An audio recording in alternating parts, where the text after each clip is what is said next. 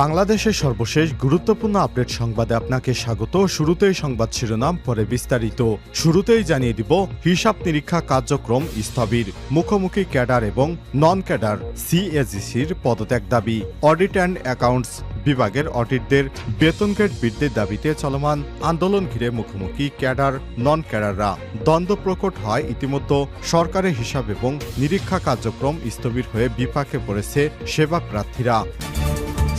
এরপর জানিয়ে দিব বাণিজ্য জ্বালানি শিক্ষা ইস্যুতে ডক্টর ইউনূসের সঙ্গে ইরানের রাষ্ট্রদূতের মতবিনিময়। দ্বিপক্ষীয় এবং পারস্পরিক স্বার্থ সংশ্লিষ্ট বিষয়ে মতবিনিময় করেছে অন্তর্বর্তীকালীন সরকারের প্রধান উপদেষ্টা ডক্টর মোহাম্মদ ইউনূস এবং বাংলাদেশে নিযুক্ত ইরানের রাষ্ট্রদূত মনসুর চাভুসি।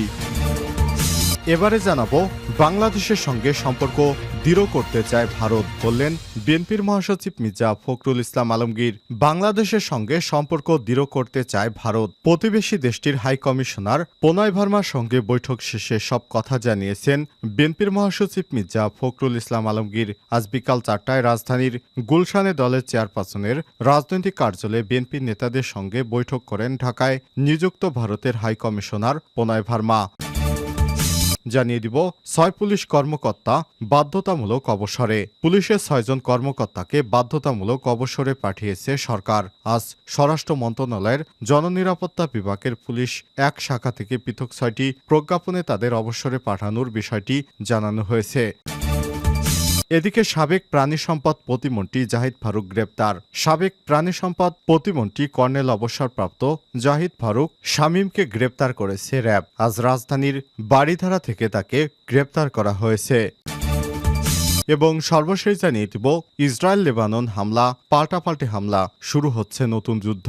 লেবানন জুড়ে সাম্প্রতিক ওয়াকিটকি এবং পেজার বিস্ফোরণে ব্যাপক হতাহতের ঘটনা ঘটেছে। এরপর বৈরুতে ইসরায়েলি হামলায় হিজবুল্লাহর একাধিক ঊর্ধ্বতন কমান্ডার সহ অন্তত 37 জন হিজবুল্লাহ যোদ্ধা নিহত হয়েছে। প্রতিশোধ নিতে ইসরায়েলে রামাত ডেভিড ঘাঁটিতে পাল্টা হামলা চালিয়েছে হিজবুল্লাহ যোদ্ধারা। ফলে লেবানন ও ইসরায়েলের মধ্যে সর্বাত্মক যুদ্ধের আশঙ্কা সৃষ্টি হয়েছে। রোববার 22শে সেপ্টেম্বর আল জাজিরার এক প্রতিবেদনে বলা হয়েছে, গাজা যুদ্ধ শুরুর পর ইসরায়েলি বাহিনী এবং হিজবুল্লাহর মধ্যে এটাই সবচেয়ে বড় সংঘাতের ঘটনা। এতে নতুন করে যে কোনো সময় বড় আকারের যুদ্ধ বেঁধে যেতে পারে। প্রিয় দর্শক, এতক্ষণ শুনছিলেন সংবাদ শিরোনাম, এবারে বিস্তারিত।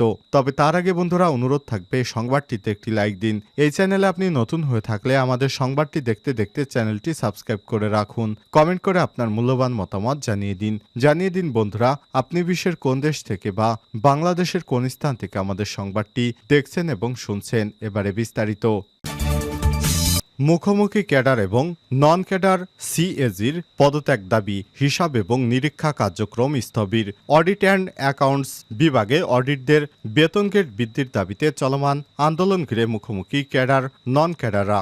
দ্বন্দ্ব প্রকট হয় ইতিমধ্যেই সরকারের হিসাব এবং নিরীক্ষা কার্যক্রম স্থবির হয়ে বিপাকে পড়েছে সেবা প্রার্থীরা। Comptroller and auditor general CAG Nurul ইসলামকে আওয়ামী লীগ সরকারের সময়ে দোসর আখ্যা দিয়ে পাশাপাশি তিনি উদ্ভূত সমস্যা জিয়ে রেখে নিজেদের পদ রক্ষায় সচেষ্ট, এমন অভিযোগ তুলেছে কর্মকর্তা কর্মচারীরা। রোববার 22শে সেপ্টেম্বর কাকরাইলের অডিট ভবনে এমন অভিযোগ। ক্যাডার নন ক্যাডার কর্মকর্তা কর্মচারীরা পৃথকভাবে সিএজির পদত্যাগ দাবি করেছেন।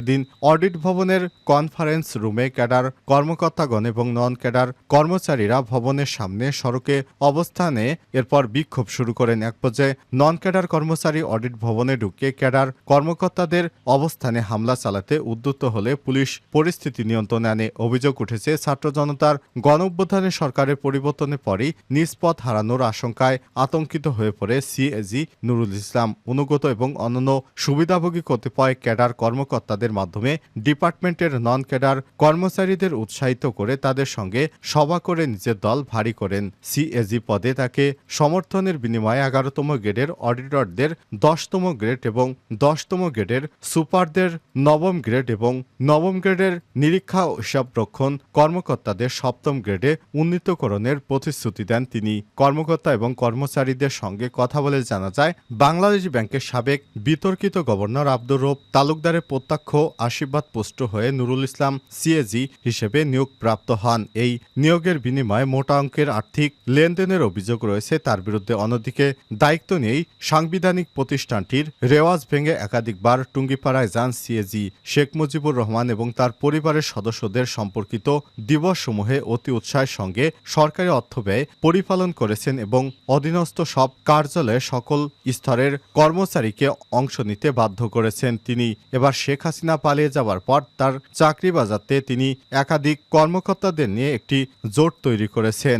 এই জোটের বিপক্ষেই সাধারণ ক্যাডাররা এবার বিক্ষোভ কর্মসূচি শুরু করেছেন। বাণিজ্য জ্বালানি শিক্ষা ইস্যুতে ডক্টর ইউনূসের সঙ্গে ইরানের রাষ্ট্রদূতের মতবিনিময়। দ্বিপক্ষীয় এবং পারস্পরিক স্বার্থ সংশ্লিষ্ট বিষয়ে মতবিনিময় করেছে অন্তর্বর্তীকালীন সরকারের প্রধান উপদেষ্টা ডক্টর মোহাম্মদ ইউনূস এবং বাংলাদেশে নিযুক্ত ইরানের রাষ্ট্রদূত মনসুর চাবুসি। রোববার 22 সেপ্টেম্বর প্রধান উপদেষ্টা তেজগাঁও কার্যালয়ে এই সৌজন্য সাক্ষাৎ অনুষ্ঠিত হয়। এতে প্রধান উপদেষ্টার প্রেসউইংয়ের পাঠানো এক বার্তা সংস্থায় সব তথ্য জানানো হয়েছে। প্রেসউইংয়ের পাঠানো এক বার্তায় বলা হয়েছে, বৈঠকে উভয় পক্ষ দ্বিপক্ষীয় এবং কার্যকর করার ব্যাপারে তারা পরস্পর আলাপ আলোচনা করেছে।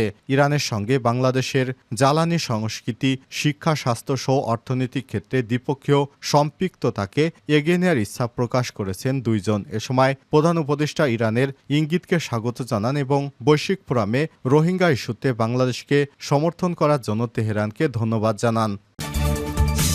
বাংলাদেশের সঙ্গে সম্পর্ক দৃঢ় করতে চায় ভারত। ফখরুল। বাংলাদেশের সঙ্গে ভারত তাদের সম্পর্ক দৃঢ় করতে চায়। প্রতিবেশী দেশটির হাইকমিশনার প্রণয় ভার্মার সঙ্গে বৈঠক শেষে সব কথা জানিয়েছে বিএনপির মহাসচিব মির্জা ফখরুল ইসলাম আলমগীর। রোববার 22 সেপ্টেম্বর বিকাল 4টায় রাজধানীর গুলশানে দলের চেয়ারপারসনের রাজনৈতিক কার্যালয়ে বিএনপির নেতাদের সঙ্গে বৈঠক করেন ঢাকায় নিযুক্ত ভারতের হাইকমিশনার প্রণয় ভার্মা। বৈঠকে বিএনপির পক্ষ থেকে দলটির মহাসচিব মির্জা ফখরুল ইসলাম আলমগীর ছাড়াও স্থায়ী কমিটির সদস্য Salahuddin Ahmed, vice chairman advocate Nitai Roy Chowdhury এবং আন্তর্জাতিক সম্পর্ক বিষয়ক কমিটির সদস্য শামাওবাইদ ইসলাম উপস্থিত ছিলেন। বিএনপির মিডিয়া সেলের সদস্য সাইরুল কবির খান জানান, বিকেলে বিএনপির মহাসচিবের নেতৃত্বে ভারতীয় হাইকমিশনার 2 সদস্যের প্রতিনিধি দলের মধ্যে ওই বৈঠক শুরু হয়। 6 পুলিশ কর্মকর্তা বাধ্যতামূলক অবসরে। পুলিশের 6 জন কর্মকর্তাকে বাধ্যতামূলক অবসরে পাঠানো হয়েছে। আজ 22 সেপ্টেম্বর স্বরাষ্ট্র মন্ত্রণালয়ের জননিরাপত্তা বিভাগের পুলিশ এক শাখা থেকে পৃথক 6টি প্রজ্ঞাপনে তাদের অবসরে পাঠানোর বিষয়টি নিশ্চিত করা হয়। সিনিয়র সচিব ডক্টর মোহাম্মদ আবুল মোমেনের সই করা পৃথক এসব প্রজ্ঞাপনে বলা হয়েছে, বিসিএস পুলিশ ক্যাডার বর্ণিত কর্মকর্তাদের সরকারি চাকরি আইন 2018 সালের 57 নম্বর আইন এবং 45 ধারার বিধান অনুযায়ী জনস্বার্থে সরকারি চাকরি থেকে অবসর প্রদান করা হলো। বাধ্যতামূলক অবসরে পাঠানো সব কর্মকর্তা বিধিবিধান অনুযায়ী অবসরজনিত সুবিধা পাবেন। জনস্বার্থে জারি করা আদেশ অবিলম্বে কার্যকর করা হবে বলেও প্রজ্ঞাপনে উল্লেখ করা হয়েছে। বাধ্যতামূলক অবসরে পাঠানো 6 জন কর্মকর্তা হলেন ঢাকা মেট্রোপলিটন পুলিশ ডিএমপি সহকারী police commissioner Mohammad Dadon Fakir, APBN এর সদর দপ্তরের সহকারী police super Mohammad Rafiqul Islam, Dhaka police অধিদপ্তরে পুলিশ সুপার হিসেবে সংযুক্ত আদেশপ্রাপ্ত রেঞ্জ রিজার্ভ ফোর্সেস RRF এর commandant police super Mohammad Mizanur Rahman, Dhaka শিল্পাঞ্চল পুলিশের সংযুক্ত অতিরিক্ত ডিআইজি সুপার নিউমারি, উপপুলিশ মহাপরিদর্শক AKM Hafiz Akhtar, police telecom ঢাকার অতিরিক্ত আইজি সুপার নিউমারি, উপপুলিশ মহাপরিদর্শক বশির আহমেদ এবং রেলওয়ে পুলিশের অতিরিক্ত পুলিশ মহাপরিদর্শক দেবদাস ভট্টাচার্য। এদেরকে কয়েকদিনের মধ্যেই চাকুরি থেকে অব্যাহতি দেওয়ার হবে বলে জানিয়েছে জনপ্রশাসন মন্ত্রণালয়।